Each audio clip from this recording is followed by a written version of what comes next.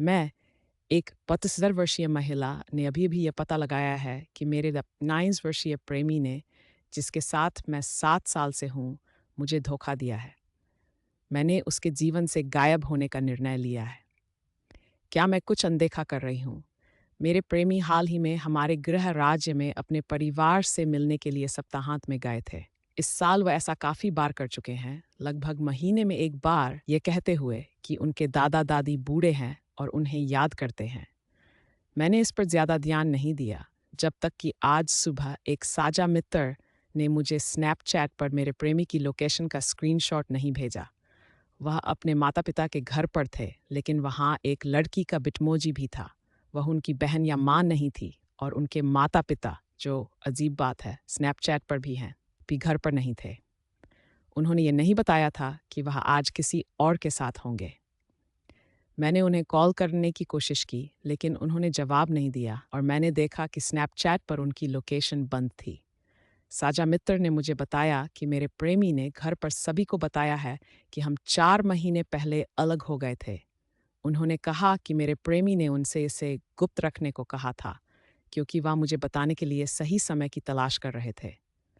उनके माता-पिता के अनुसार, वह हमारे लीज़ खत्म होने के बाद घर वापस जाने की योजना बना रहे हैं। हमारे साझा मित्र ने आखिरकार मुझे इसलिए बताया क्योंकि उन्होंने आज सुबह मेरे प्रेमी और उस लड़की को एक साथ देखा। मैंने अपने गृहनगर की एक पुरानी दोस्त को मैसेज किया और उसने तुरंत पूछा कि मेरा प्रेमी टिंडर पर क्यों है। हमने बात की और उसने मुझे टिंडर पर उनके फ़ोटो और बायो का सबूत भेजा। ये देखकर दुख हुआ कि मेरे द्वारा ली गई तस्वीरों का उपयोग किया जा रहा था। उन्होंने यहाँ तक कि एक फ़ोटो में मेरे चेहरे को ढक दिया था जो हमने साथ में ली थी और उसे "यह तुम हो सकती हो" कैप्शन दिया था। मुझे ये नहीं पता था कि उनके परिवार को लगता है कि हम अलग हो गए हैं और वह डेटिंग के लिए अन्य लोगों की तलाश कर रहे हैं। हम तो 1 महीने पहले अपनी 7वीं वर्षगांठ मनाने के लिए इटली भी गए थे। मैं बहुत उलझन में हूँ और नहीं जानती कि क्या करूँ। हमारे अपार्टमेंट में सब कुछ झूठ जैसा लगता है। मेरे होने वाले पूर्व प्रेमी ने अभी मुझे मैसेज किया है कि वह अपनी फ़्लाइट में है और लगभग 5 घंटे में पहुंचेंगे। वह हवाई अड्डे से अपार्टमेंट तक खुद ही आ सकते हैं। मैं स्तब्ध और सुन्न हूँ, लेकिन मेरी सबसे अच्छी दोस्त यहाँ है, जो मेरी सारी कपड़े पैक करने में मदद कर रही है। मैं जा रही हूँ और अपने पीछे कोई निशान नहीं छोड़ूंगी। हमारा कुत्ता मेरे साथ जा रहा है और मैं फ़िलहाल अपनी सबसे अच्छी दोस्त के घर रहूंगी। मेरे होने वाले पूर्व प्रेमी और मेरे पास पहले से ही अलग बैंक खाते हैं और हमारे संयुक्त खाते में अभी ज़्यादा पैसे नहीं हैं। मैं उससे ज़्यादा कमाती हूँ, इसलिए वह इसे रख सकता है। मैं लीजिंग ऑफिस नहीं जा सकती क्योंकि यह रविवार को बंद है, लेकिन मैंने उन्हें लीज की जल्दी समाप्ति के लिए ईमेल किया है।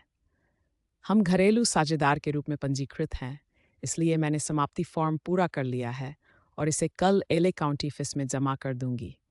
वह मेरे स्वास्थ्य बीमा पर हैं और मैंने उन्हें जल्द से जल्द हटाने के लिए एचआर को ईमेल किया है। हमारे पास कई बड़े फ़ोटो एल्बम हैं और मुझे नहीं पता कि उनके साथ क्या करना है। उन्हें रखना बहुत मुश्किल होगा, लेकिन मैं नहीं चाहती कि उसे हमारे फ़ोटो रखने का संतोष मिले।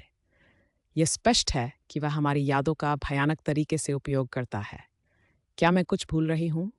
मेरे विचार बहुत उलझे हुए हैं और कुछ भी समझ में नहीं आता, लेकिन मुझे पता है कि मैं नहीं रह सकती।